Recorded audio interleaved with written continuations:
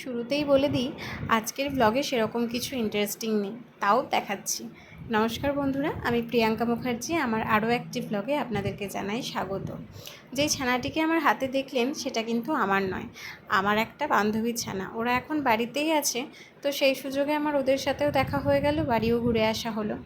আর তারপরের দিনই আমি বাড়ি ফিরে গেছিলাম ওই 10টা নাগাদ। আর এখানে কাটছি একটু সবজিপাতি, একটু ডাল তরকারি বানাচ্ছি দিনে, কিন্তু খাবো রাত্রে। তার কারণ হচ্ছে রাত্রেবেলায় আমি একটু পড়াশোনা করি, তো তার জন্য সময়টাকে বাঁচানোর জন্য আমি দিনের বেলাতেই রান্নাটা করে রাখি, রাত্রে রান্নাটা। আর দিনের রান্নাটা মা করেছিল সেদিন, কারণ আমি সেদিনই ফিরেছিলাম বলে।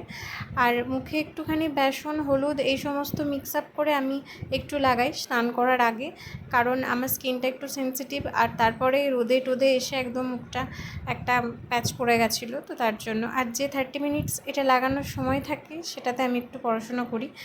আর এই যে আমার স্নান টান সমস্ত কিছু হয়ে গেছে, আমিও রেডি। আর সেরকম কিছুই নেই, চুলে তেল দিয়েছিলাম তো তার জন্য চুলে শ্যাম্পু করেছি। আমি শ্যাম্পু ওই সপ্তাহে 3 দিন 4 দিন তো হয়েই যায় আমার। তোমরা কদিন করো সেটা জানিও। শ্যাম্পু করাটা কিন্তু খুব জরুরি আজকালকার এই ওয়েদারে।